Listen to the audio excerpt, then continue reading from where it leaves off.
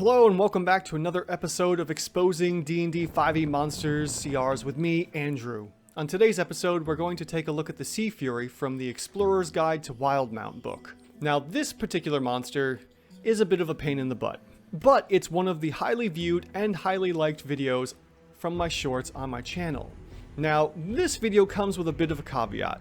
This is one of those deals like the Rakshasa, where one of the abilities I couldn't gauge. There was no easy way to gauge it, and I had to take my best guess to figure out how to exactly get the numbers worked out properly.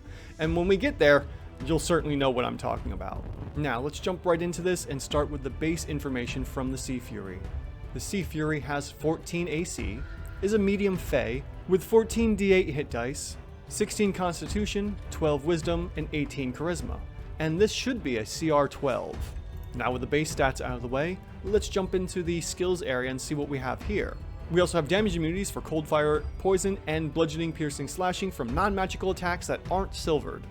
So we can go ahead and add that in, really giving the Sea Fury a bump in hit points. After that, there's nothing else important from the skills area, so we'll just jump right down into the monster traits and see what we have there. First we have Amphibious. The Sea Fury can breathe air and water. No effect to the CR. Second, we have innate spellcasting. We have Witch Bolt, Bestow Curse, Fear, and Thunderwave. Now, the innate spellcasting could be important, but because it's cast at its lowest level, these aren't going to be very potent damage spells for the Sea Fury. So if we need them, we'll take a look at them later, but for the time being, let's move down into Legendary Resistance, the third trait that it has. So we'll come over here to the chart and add in 3 uses per day to give the Sea Fury plus 90 effective hit points. On top of that, we have the typical comboed magic resistance to give the Sea Fury a plus 2 effective AC bonus as well. With the monster traits out of the way, let's move into the actions that the Sea Fury has. Well, first off, the Sea Fury has a plus 8 to hit and has a multi-attack of 2 attacks with its claws. So we can come on over here to the workspace and add in the claw damage of 13 points of slashing damage from the claws. After that, we have Death Glare, which the Sea Fury targets one frightened creature it can see within 30 feet, and then the target must succeed on a Wiz save or drop to 0 hit points. This is the item I was talking about, Death Glare. This is the one that is extremely hard to figure out because it just drops the players to 0 hit points. How much damage? Well, basically based off of however much remaining hit points your player has, that has been feared and then dropped to 0. But for the time being, it's doing 0 damage because there's nothing here going on. We have to figure out how to frighten the players. So let's take a look at the legendary actions that the Sea Fury has. First, we have As Water. The Sea Fury transforms into a wave of foaming seawater. Alright, that's cool, but doesn't do anything from there. Secondly, we have Fearsome Apparition. The Sea Fury conjures an apparition of one of its dead sisters, which appears in an unoccupied space the Sea Fury can see within 30 feet. So here's a combo right off the bat. Fearsome Apparition, then coupled with Death Glare, and could work out and drop the player to 0 hit points. Alright, well what else do we have after that? We also have Conjure Snakes. The Sea Fury disgorges a swarm of poisonous snakes, which occupies the same space as the Sea Fury, acts on its own initiative count, and attacks as directed by the Sea Fury. This is great, it will do damage on its own. The only thing that the Conjure Snakes is going to do is increase the encounter difficulty.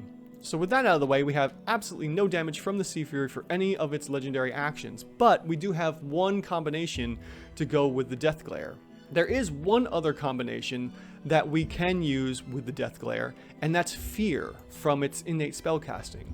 The problem is that this is going to take at least 2 turns to work out. We would have to, 1, use the first round of combat to Fear, which will do no damage, and then on the second round, we have to hope that the one action that the Sea Fury can do will actually succeed on its DC check and drop the player to 0 hit points. So what are we looking at for damage? Well, we have a couple different points of getting damage here, and we can look at my other chart to see where the damage could potentially be coming from. The first thing we have is Witch Bolt, and it's only going to do about 6.5 average damage on any given round of combat. After that, we also have Thunderwave, which will only average out about 18 damage per round. After that, we have the multi-attack of 26 damage coming from 2 claw swipes, and a Death Glare, which I have already given roughly about 200 points of damage. This is only to consider us using the legendary action of Fearsome Apparition in order to get that combo off. First, we would try and use its multi-attack before getting any kind of fearsome attack off. So that's round number 1, 26 damage from its multi-attack. After that, on someone else's turn, we could use the Fearsome Apparition and hopefully scare 1 or 2 players and get them frightened. After that, round 2, we could do the Death Glare and hopefully get some damage in that way. And then if the players are still technically frightened and we're expecting 2 players to be feared from the Fearsome Apparition, technically we could be looking at roughly another 200 points of damage if we can get 2 Death Glares off on the second and third rounds of combat. So it's very possible that we could be seeing somewhere around 142 points of average damage, because somewhere around 200, maybe 150 may be roughly the average for hit points. So if we come back here and we change the saves to DC, because the DC is where the majority of the damage is coming from, we'll throw that 16 in there for the difficulty check, and we'll say that maybe the Sea Fury is doing 142 damage on average. Well, that would put our Sea Fury at a CR 16, and that's only if the fears are working and going off as expected. So it's really difficult to figure out how the Sea Fury is doing its damage here. If we come back here and we want to tone down the damage from the Death Glare, maybe our players have 125 hit points on average. Well, maybe that brings the total amount of damage down to 92. Let's see what 92 looks like when we put that into the damage per round. Alright, that brings the Sea Fury to a CR 13. So the CR 12 is probably going to be extremely based off of the average hit points that the players have if the fear goes off and then the Death Glare actually works.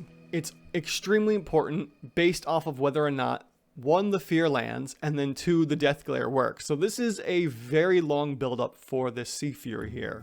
And since we're going to use the Sea Fury as basically a CR 12, how can we use this as an epic encounter? First off, we can put 4 players up against the Sea Fury at 10th level, 5 players up against the Sea Fury at 9th level, or 6 players against the Sea Fury at 8th level. And we could kind of extrapolate that even further. If we had 3 players, we would probably end up seeing that at 11th level, and if we had 7 players at the table, probably at 6th level. And then after that, how could we use the Sea Fury not as an epic encounter, but with multiple monsters? We'll come down to the charts here for multiple monsters and look for the CR 12. And right off the bat, we can initially put 6 players against 1 Sea Fury at 12th level. We could follow that up with 5 players to 1 Sea Fury at 13th, and then we start getting into a better area here where we would end up seeing 4 players against 1 Sea Fury at 14th, 15th, and possibly even 16th level. After that, we would use 3 players to 1 Sea Fury at 17th and 18th level, and then 2 players to 1 Sea Fury at 19th and 20th. And it's usually right around the 4 to 3 player mark is when you can really start adding in extra players to get those hard encounters. So lastly, how would I use the Sea Fury in combat? Right off the bat, the Sea Fury shouldn't be a frontline attacker. If anything, it should just be in the back, causing fear and death glaring. So it's going to need tanks or some kind of melee creatures along with it to keep it protected. You may want 1 or 2 other range supports going along with the Sea Fury, but beyond that, I would keep the Sea Fury as the main spellcaster possibly, handing out those death glares wherever possible, while having 4 tanky melee monsters up front with it. And that's the Sea Fury. A CR 12, I guess, monster? If you've made it this far, thank you so much for watching. You've been awesome. And this is me, Andrew, hoping that all your encounters are even rated.